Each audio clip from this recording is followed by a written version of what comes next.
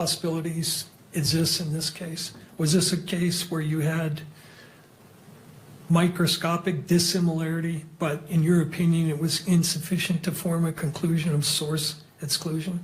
No, my conclusion is inconclusive. Just as it says in the appendix, there is a lack of sufficient agreement and sufficient disagreement, so I'm unable to say one way or another. Okay, but I guess my question is, were there points of dissimilarity between the question and the known bullets?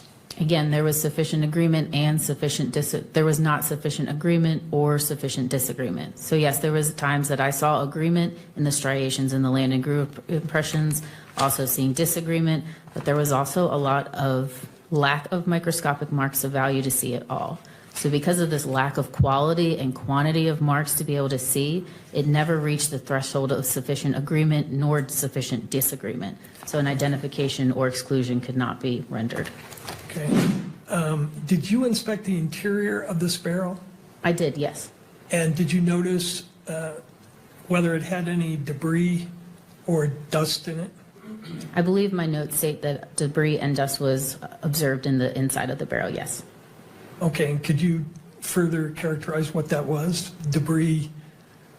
I think it says dust, so I would say dust. What can cause dust to get inside of a barrel? A plethora of things. I'm not sure why something is ever in a barrel. For a bullet, you could think of the diameter of the bullet, the number of landing grooves, the direction of twist, and the type of rifling. So I would go through and look at the class characteristics of this bullet jacket fragment, which was 6 right conventional rifling.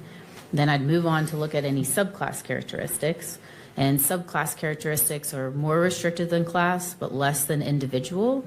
And they are design features that can be put on an object during the manufacturing process. Class characteristics, right? Correct. Okay. Now, once you had that this, and also that it was, you said, what's called the rifling was to the right, correct? The direction of twist, yes. Yeah, the lingo is 6 to the right, meaning. 6 right, yes. Yeah. And that's a class characteristic. Correct. So once you had the diameter of the base of the bullet, and did you have some difficulty because of the damage to the bullet in exactly measuring it? The reason I provided a range was because of the damage and deformity to the base. So at times it wasn't a perfect circle, so it was important to me to give a range of what those diameter measurements were. Once you have the diameter and the rifling characteristics and the land and groove measurements, can you then plug those measurements into a database and to narrow down the class of weapons from which this bullet could have been fired? The general rifling characteristics search will use those class characteristics and will generate a list of possible firearms that could have fired the bullet. But that list is not all inclusive, it is just used as an investigative tool. Nearly a year after one of the most shocking political assassinations in modern American history, the man at the center of the storm remains behind bars, while his father quietly returns to laying bricks in a small Utah town, as if the world outside never changed. But the world did change. And for millions of Americans, it changed the moment Charlie Kirk was killed. Charlie Kirk built something rare in American politics. Starting at just 18 years old, he founded Turning Point USA in 2012, a conservative nonprofit that would grow into one of the largest youth political organizations in the country. He became a fixture on Fox News, a podcast host with millions of loyal listeners, a campus speaker who drew both passionate crowds and fierce protests, and a close political ally of former President Donald Trump. Love him or hate him, Charlie Kirk was impossible to ignore. He had constructed a platform that amplified conservative voices across thousands of college and high school campuses. He was a movement. And then, without warning, that movement lost its founder. If this case has already gripped you, you are exactly where you need to be. Subscribe to Unrivaled True Crime and hit the like button right now, because this story is only getting deeper.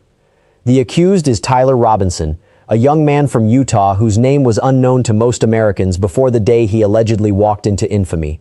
According to prosecutors, what Robinson did was not impulsive. It was not spontaneous. They allege he spent weeks planning the assassination of Charlie Kirk, researching, preparing, and acquiring what he needed to carry it out.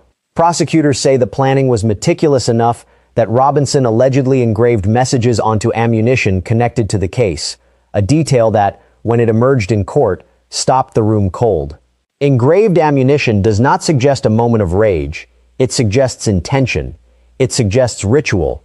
It suggests a man who wanted the act to mean something. Alongside the engraved rounds, prosecutors presented text messages and handwritten letters they say further link Robinson to the killing. These were not fragments of ambiguous communication. According to court proceedings, they were evidence of a mind that had already decided what it was going to do and was documenting the journey toward doing it. Then came the surrender. Tyler Robinson did not flee. He did not disappear. He turned himself into authorities, and he did not do it alone. Standing beside him when he surrendered were two people, his father, Matthew Robinson, and a former police officer. The presence of a former law enforcement officer in that moment raises questions that the public is still sitting with. Was this a legally orchestrated surrender, carefully staged to control the narrative from the very first moment? Or was it simply a family reaching out to someone they trusted to guide them through the most terrifying moment of their lives? The court record does not answer that question. What it does confirm is that Tyler Robinson was taken into custody, charged with the capital murder of Charlie Kirk, and subsequently pleaded not guilty. The prosecution's most powerful weapon may not be physical evidence at all. It may be a man named Lance Twiggs. Twiggs was Tyler Robinson's former roommate and partner, someone who shared his daily life, his space, and according to testimony, his darkest confession. During preliminary hearings, Twiggs took the stand and told the court that Robinson confessed to killing Charlie Kirk not once, but multiple times. These were not vague admissions. According to Twiggs, Robinson described what he had done in the aftermath of Kirk's death, repeatedly and deliberately. For a prosecution building a capital murder case, a witness who can place those words in the defendant's own mouth is invaluable. For the defense, Twiggs represents a threat that cannot be easily neutralized, because his account, if believed by a jury, leaves very little room for reasonable doubt. But reasonable doubt is precisely what the defense is hunting for, and they may have found a foothold in the forensic evidence. During court proceedings, a forensic firearms examiner took the stand to discuss the physical bullet evidence recovered in connection with the case. Exhibit 6, a bullet jacket fragment designated 6A, was the centerpiece of that testimony.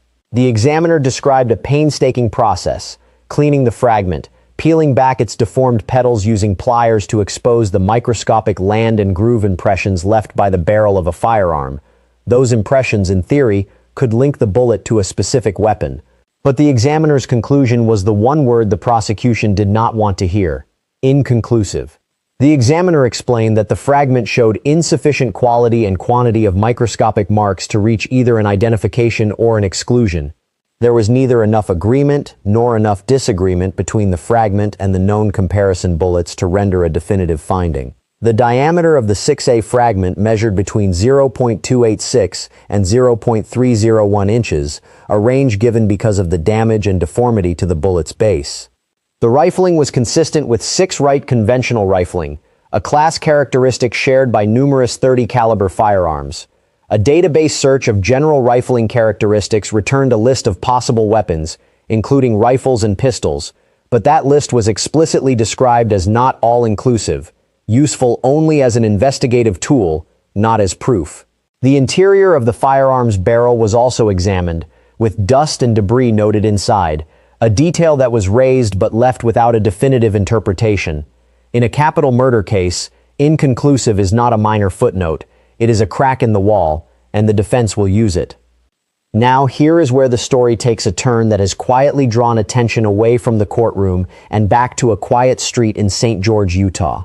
Matthew Robinson, Tyler's father, was recently spotted running his masonry business, just days after appearing in court to support his son. The business, according to locals, continues to operate largely as it always has. Longtime customers have remained loyal. Matthew rarely speaks about the case in public. He shows up for his son in court. He shows up for his business at work. And in that ordinariness lies a tension that the public cannot quite resolve.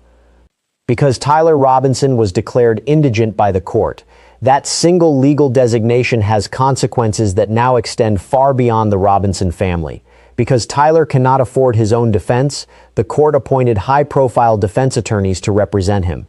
That team has already submitted a request for an additional $2 million in funding. Legal experts who have analyzed the case say that when the full cost of defending a capital murder case is calculated, including years of appeals, the total figure could exceed $10 million. That $10 million is not coming from the Robinson family, it is coming from Utah taxpayers. And that is the tension the title of this case captures, the family secret that is not truly secret, but is quietly uncomfortable. Matthew Robinson's masonry business keeps running. Loyal customers keep calling, the father keeps showing up, in court and at work, maintaining two separate worlds simultaneously. Meanwhile, the legal system designates his son as a man without resources, and the public is left to reconcile those two realities on their own. There is no confirmed deception here. Indigent status is a legal determination made by the court based on the defendant's personal finances, not his family's. But perception and legal reality do not always occupy the same space, and in a case this visible, that gap becomes its own kind of story. What is certain is this: the legal proceedings are expected to continue for years.